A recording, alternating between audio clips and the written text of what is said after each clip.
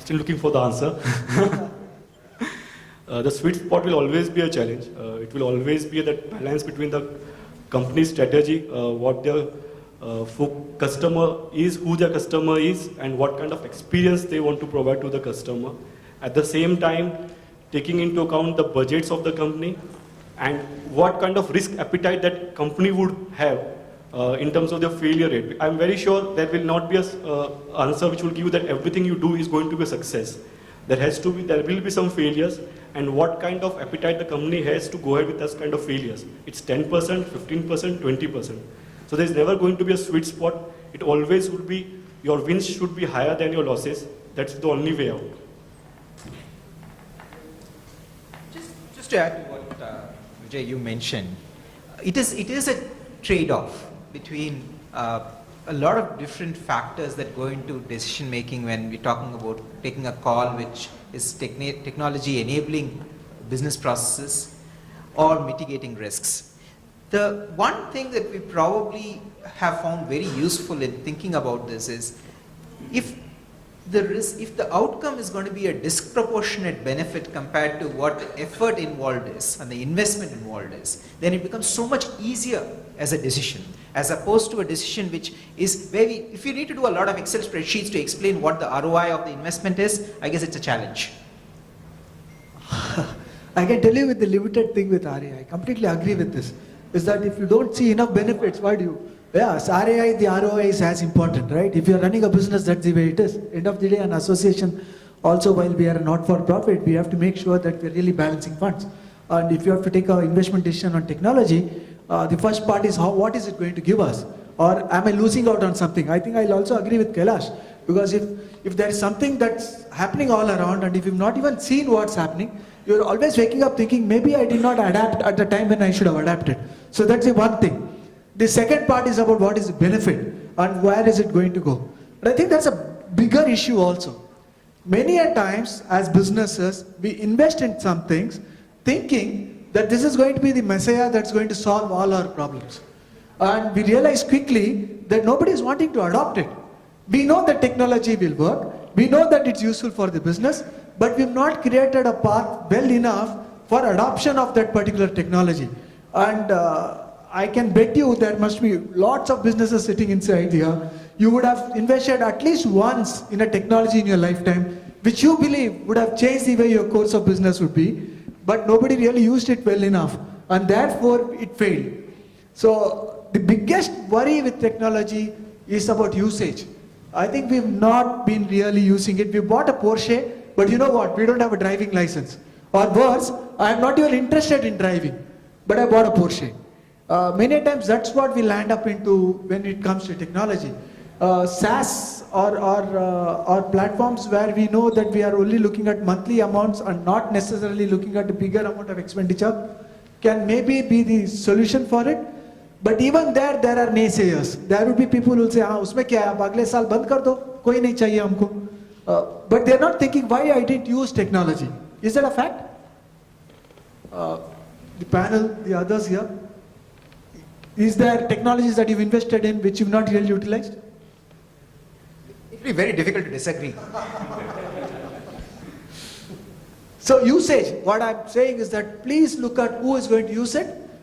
Make time to go through the change management, otherwise the technology is useless.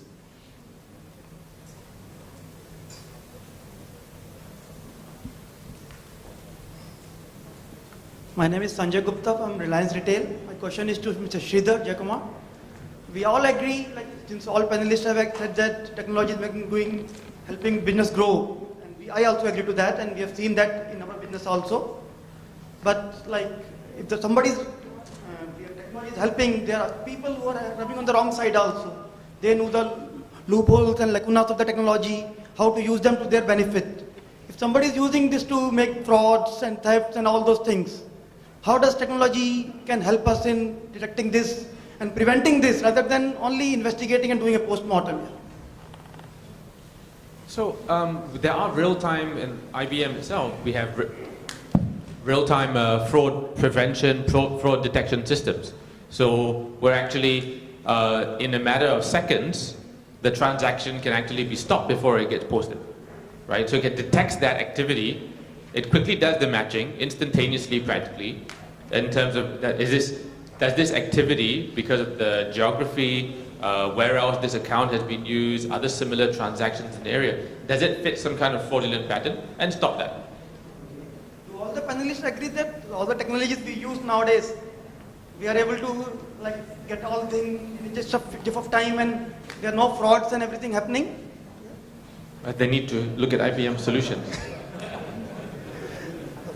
Or you are facing all these problems in your day-to-day business, yeah? Or getting to the audits only, or coming to know only when something has already been done, yeah? I just wanted to pick up a point which is slightly tangential, but off the point you're flagging off.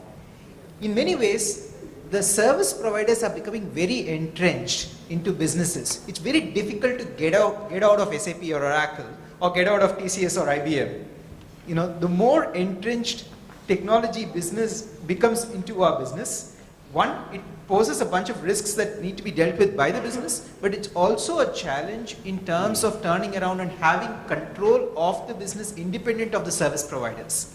So I think the point you're making is probably a corollary to the point that Kumar made, that we've all invested in technology at various points in time which have not been fully leveraged, or at least in some cases not even leveraged, and it becomes a cultural issue there.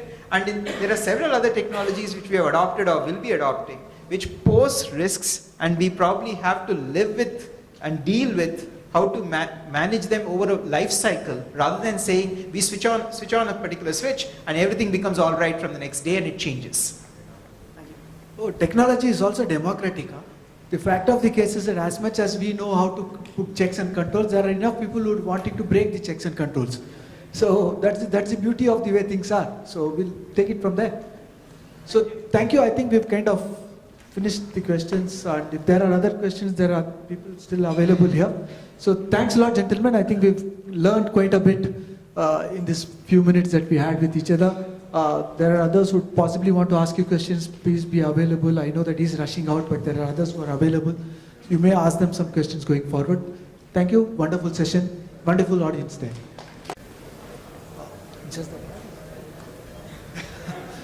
So thank you. We've got this wonderful panel set up in front of us. If the answers for what we are seeking is not available here, I wonder if it's available elsewhere. We've got people who can help us invest. We've got people who can tell us what to do as far as technology is concerned. We've got retailers who've got real life solutions as well as problems with them. And then of course we've got people who can help us in not only tax plan but also help as individuals to spend our money and to enjoy ourselves a bit. So with this panel we thought that we should do this in 3 phases. The first phase, where each one of our panelists would be able to tell us how are they looking at their own businesses and the way technology is enabling them or not enabling them in whatever it is that they are doing in their own businesses. The second phase is where we would be able to talk about technology in specific areas of what we can call as impact in our businesses, and that's a discussion that we'd have in the second phase. And there I get a chance to choose who has to answer what. And the third phase is the most important phase of what we're going to do. We expect that all of you sitting here have not come here only for lunch. So the thought is to help you to ask questions so that panelists here can answer. Because it's very time bound, my only request is that prepare questions in your minds. Do not have the answers or statements with you, because the panelists are supposed to give us the answers, or if they don't have the answers, they tell us they don't have the answers. Any which way it works. But questions is what we want from this panel, from this audience here for today. Some of you may have the answer, so it's your time to make it into a question and put it onto us here on this panel. Be specific about whom you are asking so that we can also take that up from there. The important part there is, of course, participation from all of you. Is that an okay expectation? Okay, thank you so much. We know that technology has completely changed the way our lives are. As individuals, we are trying to cope up with what's happening all around us. The older we are, the worse it gets. I think the younger you are, sometimes it's much easier to understand what's happening. The technology natives know sometimes everything that is there to know. However, as businesses, things are changing rapidly. And as CFOs and as business heads, because our panel has got CFOs, we've got business heads, both available in this place. How are we really tackling with technology is the first question. So should we start off? I think Sridhar just gave his view of what IBM can do. Maybe Sridhar, you can still continue and tell us how is technology changing IBM as a company, or is it not really changing IBM as a company? I know you're relatively new, it's a slightly unfair question on you from an IBM standpoint, but you've been there, you've done that. And you already had an earlier stint with IBM. So thanks, Kumar. So fair or unfair, I think being relatively new into IBM in this stint actually gives me a better perspective. Comparing to 8 years ago when I left the last time, for the first time, and what actually has changed. I think the big thing that some of you may be aware, from IBM perspective, it's pivoted over its 105-year history from kind of first generation computing, punch cards, that kind of technology, through to kind of servers, storage, tin, you could say, hardware, through to kind of traditional kind of processing software, Lotus, DB2, those kind of back-end systems. And now very much into completely different sort of business model, still very much IT. But as IT has changed, companies like IBM specifically, are kind of pushing the boundaries of what is technology? How can technology help? If other people are doing it, then we don't want to be doing that. And that's really kind of my focus, analytics, right? Analytics, cloud, helping companies adopt the best practices. So looking at analytics, we mentioned a few things during my initial presentation. My initial presentation was talking about, in fact, Mr. Mehta in his keynote was talking about the analyst. What is an analyst? Analytics, it's the same theme, right? It's taking information, crunching that into some useful, actionable insight, hopefully. Not always the case, right? But that can be relatively dry. Descriptive analytics tells you what happened. Diagnostic analytics tells you why it happened. That's been around forever, right? That's just information on the spreadsheet can fit into that. Doing some simple regression can fit into that. Moving ahead into the predictive and prescriptive area, and more importantly, over the past few years, into the cognitive area. So bringing machine learning, bringing artificial intelligence into our solutions, and making that a key part of all of that what we do, whether in finance, whether in customer-facing solutions. Let's say you call up a Kalyan Jewelers, or you go to the store, or you go to Aditya Birla Online Fashion, which are customers of ours. When you are selecting, when you're having an interaction, instead of knowing what it is you want to buy, what you're looking for, maybe you just interact. Here are the different colors that I like. Here are the different fabrics that I like. And tonight, I have a dinner party. And the system is asking you all these questions that typically a salesperson may ask you, except it's doing so with the power of machine learning. So this is the big change that we see from an IBM perspective, and how technology is, well, I don't know whether technology is changing us or we are changing technology in terms of where we are focusing on. Thank you. Kailash, would you like to, what's happening within your own businesses? Yeah, sure. So when I look at technology, I think one of the important things is that if we don't pay attention to changes in technology, as early as 2025, we will be called a dinosaur. So we'll not be existing anymore because it's not going to happen. Simple. The fact is, rather than I'll give you an example. The biggest headache that all the mutual fund companies had, including mine, L&T Mutual Fund, is to really go out to the mass and say this is a great product to invest in. And if I wanted you to transact online, I used to stop you and say, okay, now you got these 17 papers to be filled up because these are the KYC documents that you need to fill and give it to me. Obviously, people are not very happy with the online when you ask them to stop and physically hand over documents. What technology or Aadhaar has enabled specifically is if I have a machine, all I need is his thumbprint, and he becomes KYC enabled, and he can do online transactions instantly. So this is just one example of how technology is changing the industry. So our ability to reach out, our ability to service customers more efficiently in a faster manner, and most importantly at a much cheaper cost. You know, because we just don't manage others' money, we have to manage our own money. And bottom line for us is as important as top line growth. So I think that's the big change for our industry, enablement of all these payment systems which are coming up, UPI which is now becoming more and more popular, common interface, common e-KYC, everything is dramatically changing the way we look at business, and that's why we don't have to go 50 years. If we don't enable our customers on technology, by 2025 we'll be a dinosaur. Under the circumstances, Rajiv, what would you say is changing the way you guys are operating? Okay, so we are well known in India for our meal vouchers, we are well known for gift vouchers, but we are well known for paper. But technology is changing the way we do things. We launched our card a few months back, and we're really looking at migrating our entire business to digital in the next 12 to 15 months. Beyond that, we see technology as being very exciting because one is it lowers cost, it is operationally more beneficial for the company. It might impact your revenues negatively, but there is a new complexity that comes with technology, and that is that we have to reach the consumer. Because on vouchers, we're dealing primarily with businesses, and our client is a corporate. We don't really have to deal so much with consumers. But in the digital world, we have to deal with consumers. And therefore, there has to be a benefit that's provided to the consumer beyond just a benefit, beyond just a meal benefit or beyond a gift. There's a value proposition that we have to provide the consumer. And that, I think, is the most interesting challenge that we have as we go forward in the digital world.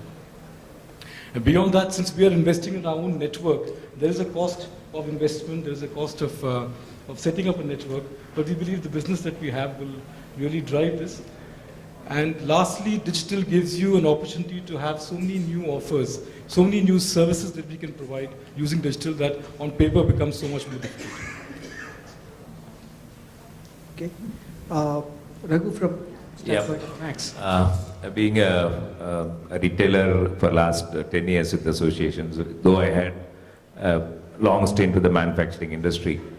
If I go back 10 years back, the ERP systems were more focused on how do we streamline the transaction base. Now from there, the technology has moved and driven how do we acquire more business, how do you ensure revenue assurance, and then also the cost optimization and the compliance part. As an organization, Landmark Group has been quite consistently investing on the upgradation of technology and more into the business ease of operations and customer centricity. How fast we are able to service the customer's expectation was the key, and that is aiding the business a lot in faster decision making, and the technology is continuously transgressing the entire organization, so that means the complete change management is an ongoing exercise. That's the little bit of a difficulty that we need, every organization is undergoing today. And technology also comes with some kind of a risk involved, because the technology is fast changing in the globe, and to what extent the new technology is going to, how long it is going to survive. Always a typical decision on investment, whether the investment is right and what is the payback period, how it is going to improve. That's a challenge which the CFO has to undergo on decision making. But at the same time, it's a need of the hour, and because it has shrunk the time gap for decision making and enabling the entire landscape of right from the entire supply chain much faster and reaching the consumer much faster and serving the customer. So that's the way the landscape is changing today. That's my view. I just want to continue on one question before you come to the next. You talked about risks of technology. Is there any mantra that you have currently when you are looking at investment in technology? See, is there an underlying thought process? See, definitely there are two parts of technology. How long the current technology, the new one which we are acquiring is going to sustain, or what is going to be something next is one. And the second is the pattern of your transaction getting recorded today. Right? I mean, as simple as whether the transaction on the till is recorded in your back system. So the entire compliance or the control mechanism also has to get oriented to the technology. So the auditing team also has to more tech savvy today rather than vouching or validation. So that's the risk, both in terms of outdating of technology, at the same time sustaining the technology and then grappling with what else can go wrong in the system and then keep an eye on that. That's the risk which is there on both the sides. So before we go on to Vijay, I thought there's one part, I mean, in the earlier phase, I think I and Sridhar were at IBM almost in the same period of time, different roles of course. But the whole thought process with some of our customers was, would you really want to buy items or would you like to do some outsourcing contracts? I think that was the thought in those days, right? I wonder if those are the same questions that are being used anymore at all, because I heard reticents come in here and they spoke about how they want to be partnering with you and they'll charge you based upon success. So it's like a success fee based partner. And almost all technology companies are currently talking about leasing it to you or SaaS model. I guess all of the finance guys here love SaaS model because it's in a typical lease or buy. In our old days it was always lease or buy. Buy a cow if you can get milk nearby, right? Anyway. So that was the worry that I had. Is everything going to become lease or is it buy? See, there are multiple products are available. There are subscription-based models are also there. Licensing-based models are also there. End of the day, it is what suits at the point of time is what we need to look at it. And long-term investment can only be on the backbones, but all other things should be on an ongoing exercise. It should be flexible for us to change. Otherwise, it will become a burden for the organization in the long term. Thank you. So we can go on to Vijay. Sridhar, one question that may come back to you is talking about backbone. What is investment in backbone in technology anymore? You touched it slightly, but we'll come back to you on that question. One change which has certainly happened is less of papers around my office now. And I guess a long way to go. I'm sure Rajiv and his team would help in creating a paperless organization with Sodexo coming with the card. It will certainly help. So that's on a lighter note. Yes, so from demand forecasting to PO ordering, from there to receiving to bill matching, making payments to the vendor, and getting that information back into the system. Now everything is automated, which was completely manual 10 years back. It's now completely automated. So this has actually now given up times to the employees of the organization to focus on more quality work by simplifying the processes and making their lives easier. So you don't have any paper invoices coming to your office anymore? That's why I said, still a long way to go, lots of less papers. But yes, I would say almost a 40% reduction from where we were 10 years back. I guess 60% in next 3 years should be the target. Okay. That way we can completely work on a paperless mode. And especially with GST coming in, hope that invoice production may not be mandatory as long as you can produce the details of the invoice and the matching happens, which is system enabled. There will not be a question asked from the officers on production of invoices. So once that goes away, I'm sure paperless or no invoicing can be a future going forward. So that's on a process and a operational front. On the external front, from customer point of view, now you know every customer of yours. And data analytics plays a very important role on making sure that how you get an additional wallet of the same customer. And even the catchment, you can't define the catchment anymore. It cannot be now 5 kilometers from your store or 3 kilometers from your store. Entire universe is your catchment now. With the omnichannel coming in, you can tap many more customers and you can tap additional wallet of the same customers. So that's the focus now is as a finance side where you now need to partner with the technology head of your company and make sure that you deliver systems which are simpler and processes which are simpler to your employees and deliver fast, superior experience to the customers. That's a nice thing, partner with the technology head of the company. So we can go to Venkat, what's happening within your company? Kumar, in many ways, if we look at business today, there was a point in time we all thought that you would embed technology into business. Increasingly, what we are seeing is we are embedding business into technology. What do we really mean by that? end of the day, there are a lot of processes today in retail which we can't do if it was not for, but for technology. For instance, take a simple thing like replenishment to stores.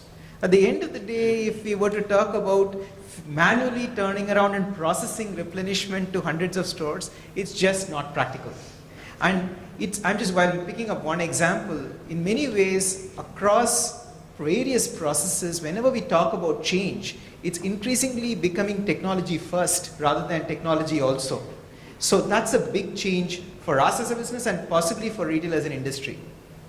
The other piece which we are increasingly looking at is how minimum can we customize. It's so tempting. For instance, Sridhar, you talked about what IBM brings to table and machine learning, etc. It's so tempting for businesses to customize. And the more you customize, you add several layers of complexity, because after a point, it becomes a black box in itself and increases the risk quotient significantly compared to where you started, because the original service provider no longer knows what the product is, because you've gone ahead and customized and it's gone off in a direction which is very different from where it started. So a lot of interesting ways that technology is impacting, I guess, all businesses and especially retail. Yeah, makes sense. I can vouch for the fact that customization created a big amount of issue for me way back in Shopper Stop. We changed the product completely, a beautiful product by JDA, and we kind of kept on telling India retail is very different. Ye karo, wo karo. Ultimately, it didn't look like the original product at all. And we could never get an update done. We could never get things really moving. And we were stuck with huge amount of stocks, huge amount of money that's spent on technology. It didn't take us really anywhere. So I think this temptation to customize, it's a wonderful thing to underline and think about quite seriously, and to see if what others have brought in together to create this unified method of knowledge is something that we can adopt to, rather than trying to make it adapt to us. So that's a very nice point, actually. We go back to Sridhar now, because I did speak about this backbone, and there was this reference of we will invest in the backbone. That means I'll buy the backbone, but the other things maybe we'll lease or we'll do as a SaaS or whichever way it works. Is there anything like a backbone at all in technology anymore? That's an interesting question, right? Because looking back, end of the 90s, early 2000s, everybody was going for a single global or countrywide ERP, data warehouse, everything, that was the holy grail. One single source of truth for everything. And people would go through like 2-3 year projects trying to get it perfectly right. And then something would change.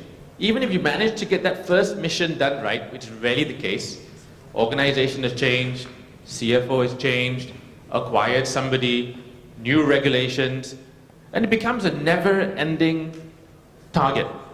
How do we actually perfect this, right? And to the point, we end up becoming a technology business instead of actually focusing on business. Instead of technology enabling us, you have 500 people working in IT, including your consultants, right?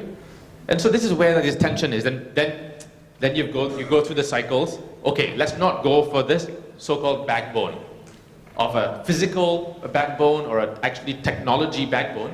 Let's go for something conceptual.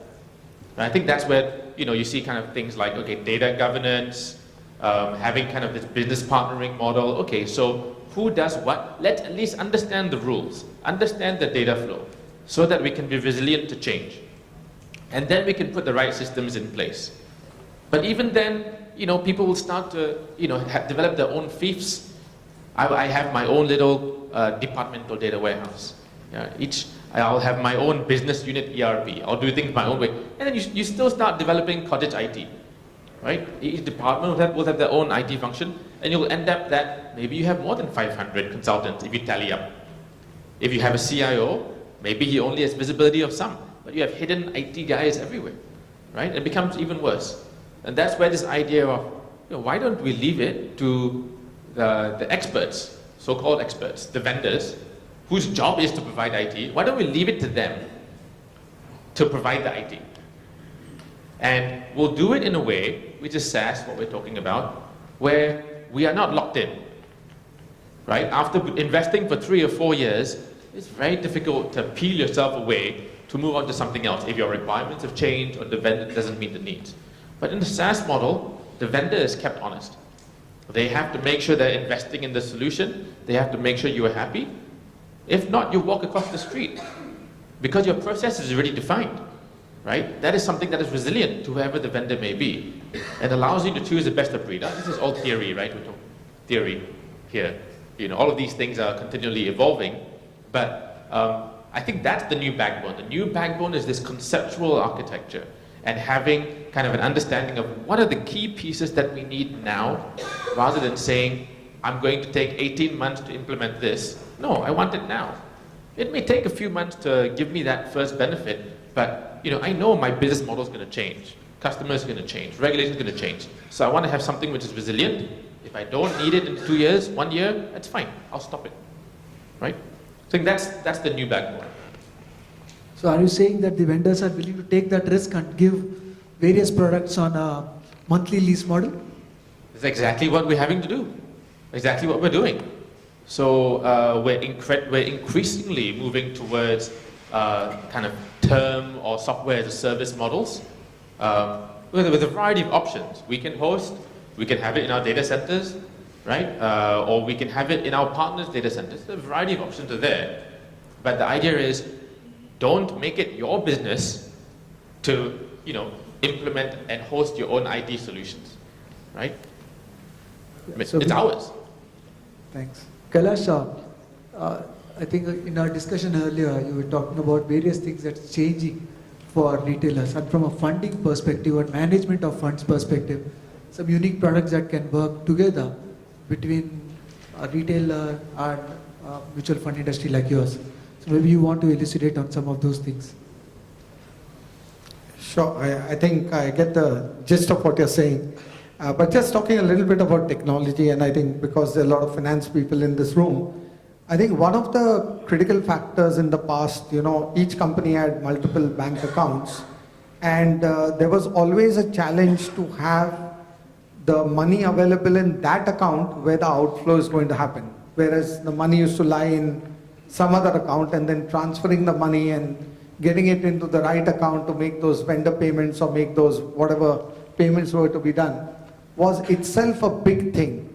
But now with RTGS and EFT, simple things like that, it happens virtually instantly. Now for us as an industry, by rule earlier, it used to be that you could only credit the same account that you got the money from. Now just imagine, on one side it is said that you can only credit the same amount, but the companies are now wanting to move money between accounts. And if we don't adapt, then we are going to be the biggest losers. So what do? We create indemnities and bonds, basically to allow us to credit the fund in the account the corporate wants. So the corporate can invest from account A and tell us on the day of redemption that he wants the money in account C, and this is done sitting at his desktop and just instructing us. It's that efficient that you get onto. So when you analyze, can we make products which can work with retail to kind of help consumers and retailers together, I'm sure with some tweaks something can be worked out. But the product that I did mention, which was the quasi ESOP in my earlier talk, is something which has germinated out of a requirement which has come in. In the financial services industry, in the stock market specifically, one learns quick lessons, and one of the important lessons that you learn is the market always teaches you, you cannot teach the market.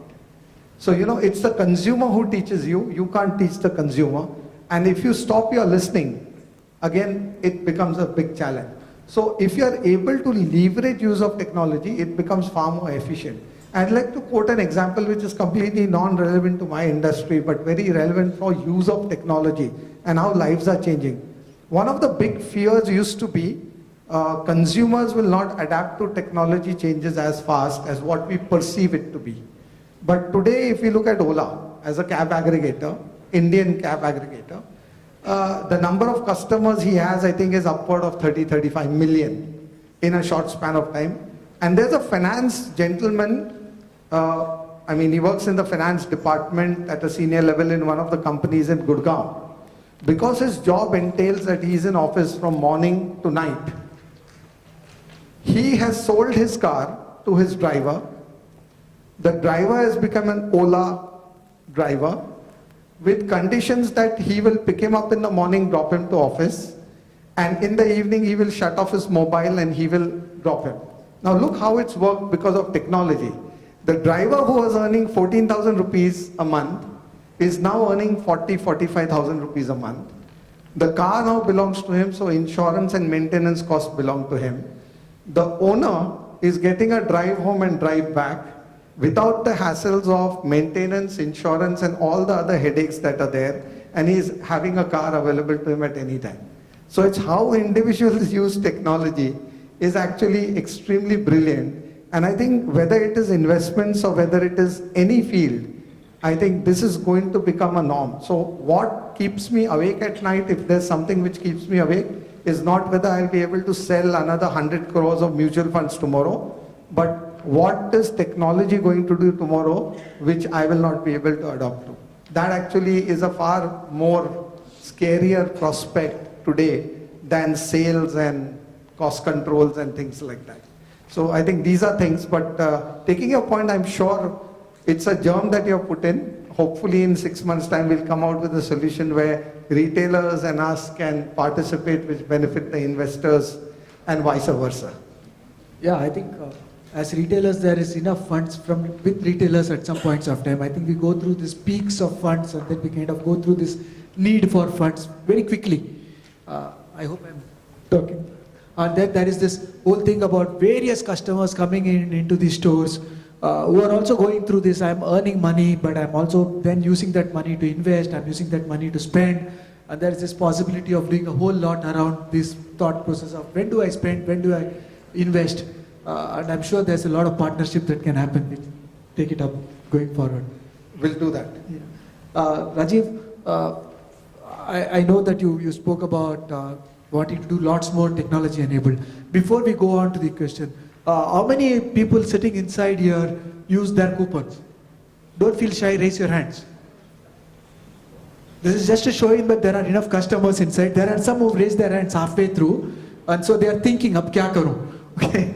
So you know that there are customers sitting here. You know that there are people who are using your coupons for enabling their expenditures to happen. I'm sure some of them are feeling nice about the fact that they saved some tax. Many of them are using it as a tax-saving device. What next? I know that you're thinking about technology. It's not just technology for technology's sake. It's not technology for technology's sake. Technology is only an enabler for us. So when we're looking at meal, so we launched our card. We are looking at mobile, so we are developing a mobile wallet, and we should have something. We've been doing a pilot in the next 1 month or so. So we're really looking at how we can create a nice consumer world with the mobile wallet. It's not just a payment app, it's also a lot more with which we can engage the consumer. So I think by engaging the consumer, we get opportunities to serve him in different ways, through corporates largely. But it would be, so today we're looking at meal, we're looking at gift, but we're looking at a whole host of employee benefits that we can provide beyond just meal, which digital makes so much more possible. So I think the only challenges that we have today is that because we deal with clients across the length and breadth of the country, we need to make sure that there is acceptance that happens in small retail stores, not just in large retailers, but also small retail stores. And for that, we need to make sure connectivity is good. So one of the big challenges that I see for this whole payment world is technology, is telecom, is data connectivity. And I think, of course, with Reliance Jio and with data becoming so big, it will eventually, in a year or so, that will change. But today, those are the big challenges. Those are the big opportunities for us in digital. So we look at many services. Yeah, I can tell you for sure. I think every company works on various payments to employees, right? Parts of it are benefits, part of it are pure expenditure reimbursements. Absolutely. And there's this whole gambit that's available, which possibly can be tapped as one truth and one easy method of transacting. I wonder if Raghu can kind of throw us some thoughts on this. A whole lot of expenditure that we seem to be incurring on employees, expenditure that can possibly get easily enabled through technology? Yeah, so there are two things that we are doing. One from the consumer side, that a customer has given credit note when he wants to return things. So today, this is again a paper. I'm taking cue from Vijay, that how far we are going to remove the paper from the transaction. It gives more comfort to the consumer and also the operating team. The guy who's sitting behind the till for 8 hours, 9 hours, if he has to handle so many papers, it becomes a problem. So the mobile technology will enable that the mobile number becomes the key for the consumer connect with the POS, and even a credit voucher gets added to the wallet. He gets a card. So like that is one from the consumer side. Anything that he wants to transact, go paperless. Okay, that's one which we can do. That's anyway the e-commerce companies have already started doing it. And from the employee's point of view, yes, the expenditure card is something which you can associate with a bank or a payment like a Paytm or something like that. All these reimbursement can go through that. And in metros and many metros, I think it's easy to handle it because the acceptance factor is quite high. And we are moving into that direction. Today, okay, RTGS or IMPS is becoming easy method of handling things. But again, he has to use his personal card. So if you want segregation between the personal account and the reimbursement account, this technology will definitely help. And many companies have gone into the mode of everything is online, right? From his travel booking is on the online. So the technology is enabling the employees, especially large companies of more than 10,000 of people, managing the travel or the reimbursement is a big nightmare. So everything is technology driven. You just scan. Today, many smartphones have got the scanning facility. Just scan it and upload in the system. It becomes like a portal. So many IT companies have devised. I think the other organizations are catching up with that. I think that's going to be making the life much more easier, both for the administrators in the back end and also from the employees' point of view. Yeah, so those of you who are here to provide services, there are two things that's come up as requirements from him already. One part is about taking care of employee reimbursements. How can you really make it easier? The second part that he already spoke about is this whole thing of credit cards, which of course when you are doing things online, you are getting everything without any paper whatsoever. So why should it be any different when it's offline? I think there is one more capability to be enabled for the offline retail part at least. Enough of these mobile wallet companies which are really working on this part, but how do you make it seamless? I guess that's where the issue is. It's not about crediting the money to the consumer, it's about how do you ensure that the authenticity of the credit note is also getting retained all through, and the ability of the credit note is only to be utilized within your store rather than to allow it to go elsewhere, because then you land up into a non-closed loop kind of a concept there, and I don't know whether you land into a Reserve Bank of India flouting of norm. So, okay, two parts. Service providers, anybody wants to think about it? Here's one capability requirement. We go on to Vijay. Vijay, what are the other things that you want to bring up? In terms of customer experience, technology has helped a lot.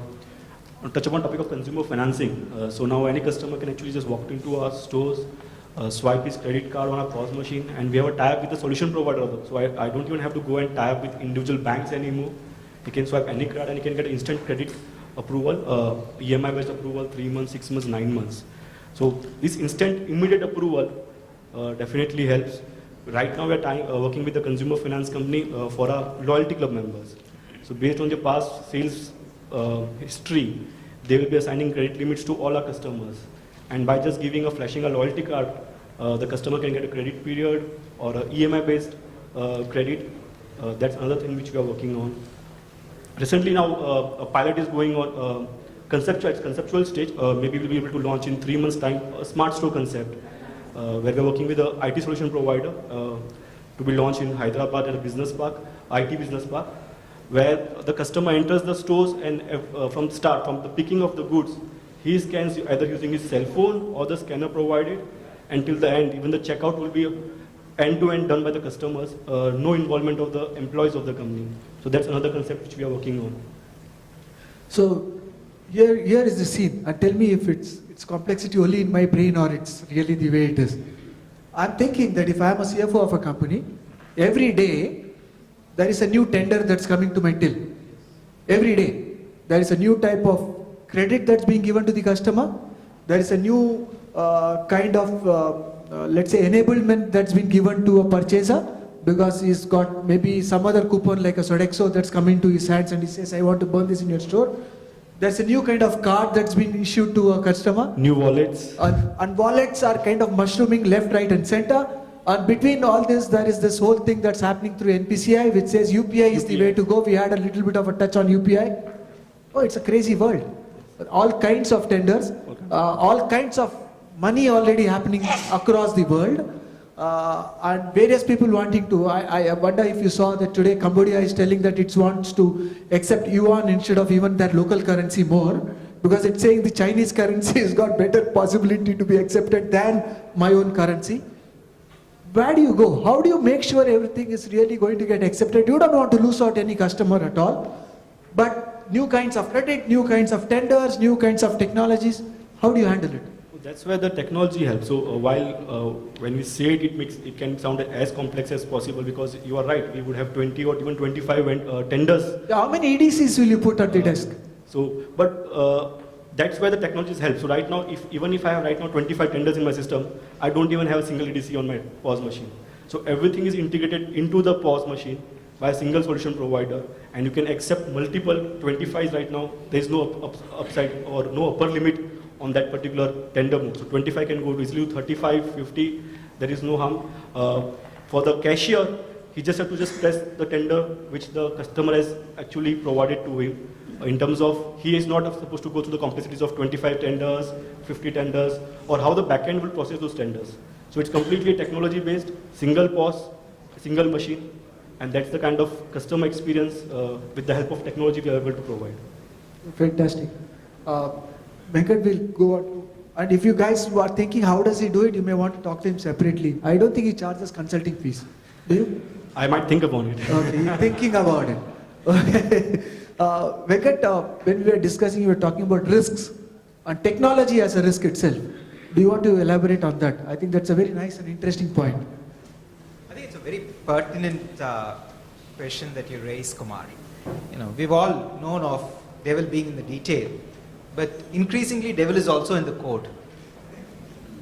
At the end of the day, when we turn around and say there's a lot that technology allows us to do, it also, as a corollary, adds several degrees of complexity to business and various parts of business.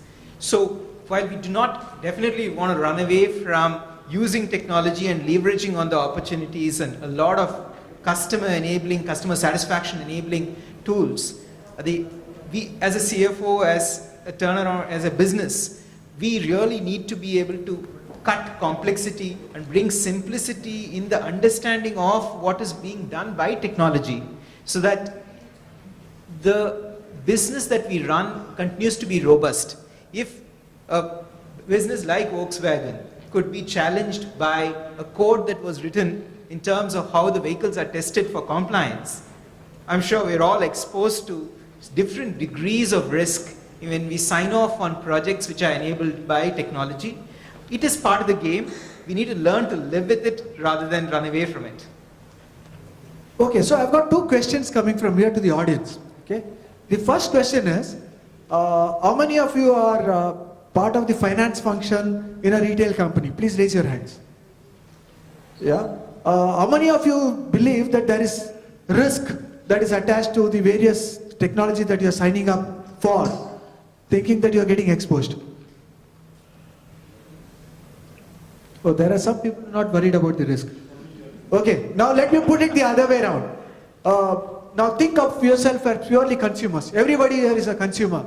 All of us are working with technology. We've got everything on our mobile.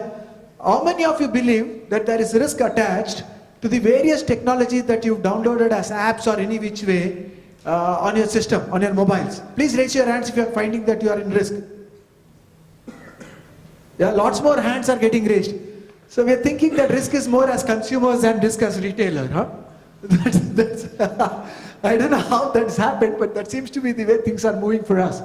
So, okay, keep this at rest. The fact is that there is risk.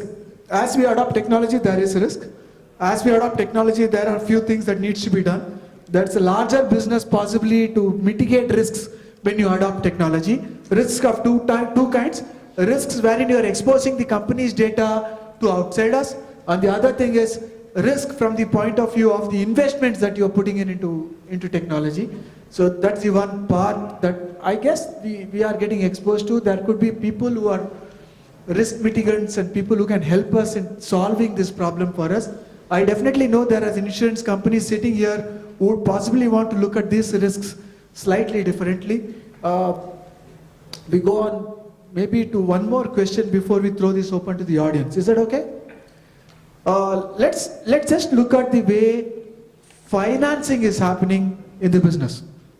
Consumers are getting superb amount of financing today, and the question is much more towards the retailers sitting in this part. Look at how do you look at financing of consumers? What is happening thanks to financing of consumers? What is the way forward? Each one of you can tell me. There are 3 retailers sitting here. Each one of you can tell me what's happening on this front. And there are a few people sitting amongst our audience also who are looking at providing finance to consumers. It's definitely help us build on the cash memo size and the impulse buy, because a lot of the products which we were not able to sell probably earlier with the consumer finance easily available, with the instant approvals available, we are surely able to build upon the cash flow size. And even if you were supposed to buy 2 items, we can sell 3, 10 goes to 12. So it definitely helps us to sell much more. What part of your consumer business is currently through financing? So our Junmark and the fashion business, where the high ticket item would be there, it would be close to 5% would be the consumer finance part. And right now also, like when the festive seasons are coming up, we'll see a higher mix on the consumer finance. Some kind of credits or some other kind of credits being used by the customers. Whether even for the groceries, where they are buying groceries, and because of the Diwali buys, the cash memo size would go as high as 3,000, 5,000. Customers are likely to opt for the consumer finance. And Raghu, from your standpoint, is there any financing that's happening at all? See, from the valuation business side, the financing part is not, retail financing is not a very major role, but definitely in the group we have home center, which is a high ticket item. So definitely there, a lot of purchases happens on the financing, especially in the brown goods and as well as the white goods. Finance plays, the retail financing plays a very big role, and Bajaj Finserv is one of the leading today, their story and how the company has built up. And definitely as we move into the GST scenario where every transaction is going to be taxed, today most of the festival times, you give a ticket size, and beyond this you buy get gift and things like that. So handling is going to be a problem rather than convert them into an EMI option where the high ticket goes.